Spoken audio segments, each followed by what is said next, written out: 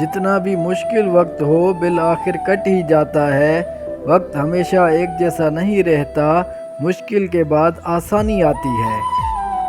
میں تیری رحمت سے مایوس نہیں ہوں، یا اللہ بس مجھے میری ہر آزمائش میں کامیابی عطا فرما، بے شک تو ہر چیز پر قادر ہے۔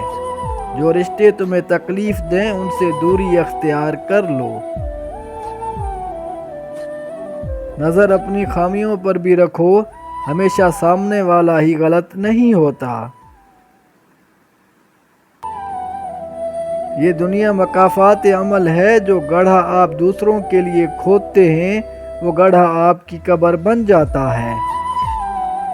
مایوس مت ہونا، وہ اللہ تمہارے ہر اداس لمحے کو سکون میں بدلنے پر قادر ہے۔ بھولنے کی قسمیں کھا کر بھی میں نے ہر راہ پہ تجھے ہی سوچا ہے۔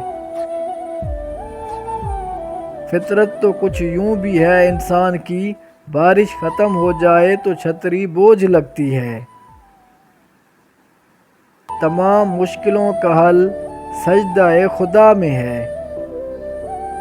ہو سکتا ہے اللہ نے تمہیں ہر طرف سے اکیلا چھوڑ کر اپنے ساتھ دوستی کا موقع دیا ہو۔ دوریوں میں ہی پرکھے جاتے ہیں رشتے، آنکھوں کے سامنے تو سبھی وفادار ہوتے ہیں۔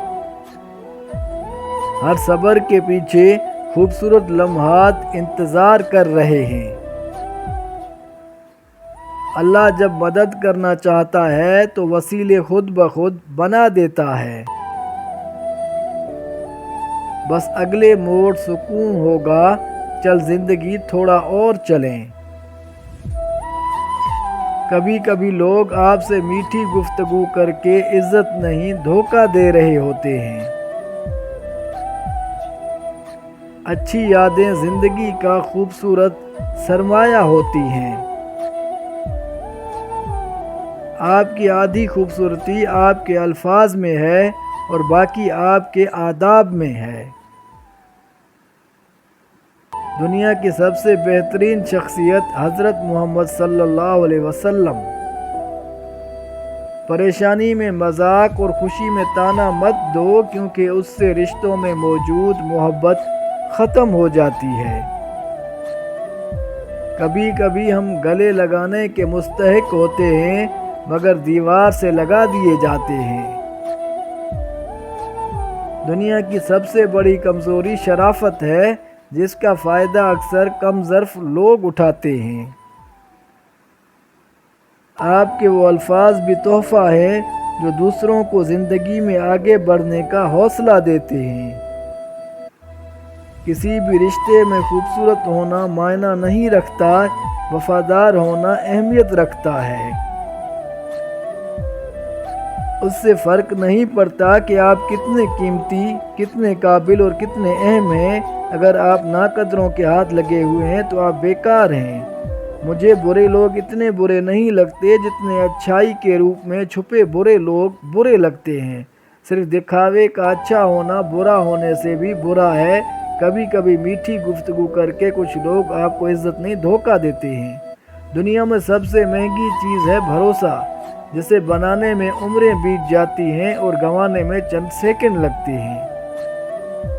جن کو علم ہو جائے کہ اللہ بڑے غور سے سنتا ہے تو پھر وہ اپنی کہانیاں کسی اور کو نہیں سناتے۔ یہ تمہارا جو نفس ہے، تم اگر اسے خیر میں مصروف نہیں کر لیتے تو یہ تمہیں شر میں مصروف کر لے گا۔ دوسروں کو مٹانے والے ربڑ کی طرح ہوتے ہیں، گھس گھس کے ایک دن خود ہی ختم ہو جاتے ہیں۔ جن کے اوپر ذمہ داریوں کا بوجھ ہوتا ہے، ان کے پاس روٹھے اور ٹوٹنے کا وقت نہیں ہوتا۔ شکریہ میرے اللہ، جس نے ہر طرح کے حالات کا سامنا کرنے کی ہمت دی۔ الحمدللہ۔ خوشگوار اور مطمئن زندگی گزارنا چاہتے ہیں تو لوگوں سے نہ جیتیں بلکہ لوگوں کو جیتیں، لوگوں پر نہ ہنسیں بلکہ لوگوں کے ساتھ ہنسیں۔